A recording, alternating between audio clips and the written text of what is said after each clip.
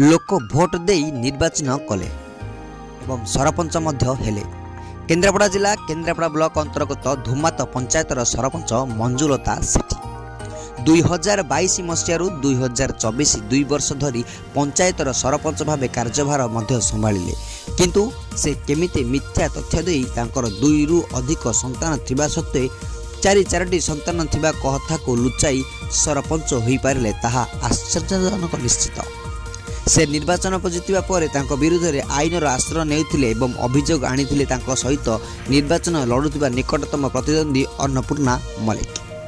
अन्नपूर्णा जिला जज को अदालत रे एने मामला मध्य करथिले। उपयुक्त साक्ष्य प्रमाण को भित्ति करी जिला जज विश्वनाथ महांती एही मामलार शुनानी करी एभली राय सुनाइछन्ति एवं अभियोग थिबा मंजुलता सेठी सरपंच पद रद्द खबर संपर्क रे सूचना देथिले वकील सरोजकांत सिंह।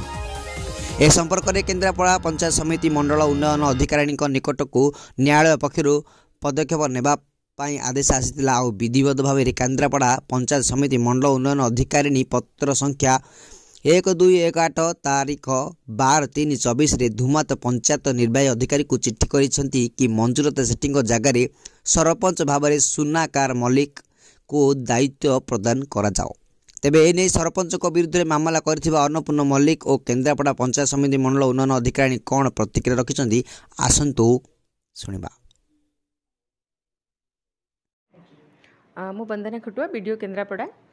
धुमात पंचायत जो निर्वाचन को लेगी जो केस हेतिला এবং आपन पाखरे चिठी आसी पहुंचला कोन करियो बोले आमर केन्द्रापड़ा जिला जज कर कोर्टर केस बल ऑर्डर देती जे धुमात पंचायत सरपंच दुईरु अधिक संतान थिबारु तांकर जो केस चलते से केस फैसला कले से जो सरपंच धुमात सरपंच मंजुलता सेठी तांकर पद को रद्द करिसेंती एवं आमको ऑर्डर देबा परे आमे ओडिशा ग्राम पंचायत रूल एवं एक्ट अनुसार नायब सरपंच तांकर दायित्व को हस्तांतर करिया पे निर्देश आज आमे तांको देछु।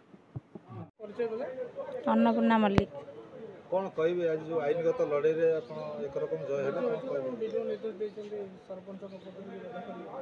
नहीं सी सरपंच कटि गले मु सरपंच हेबी सेथि भाई मु खुशी नाही। धर्मर जय होईची सत्यर माने जो से ये हेतिला सेटा भी जय होईची। प्रशासन ऊपर भी विश्वास रखी कि ठाकुर ऊपर भरोसा करके मुझे 2 वर्ष ला लड़ाई करथिली आज मोर जय होईची। मु सेहि पे बहुत खुशी अछि। का को धन्यवाद देबे से प्रशासन को धन्यवाद देवी। आमर जो माने थिले सपोर्ट भी मान्यवर डिस्ट्रिक्ट कोर्ट जज तांको भी धन्यवाद देवी।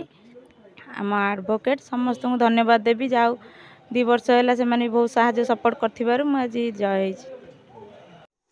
केन्द्रापड़ारू अनिरुद्ध दास को रिपोर्ट केबी न्यूज ओडिशा।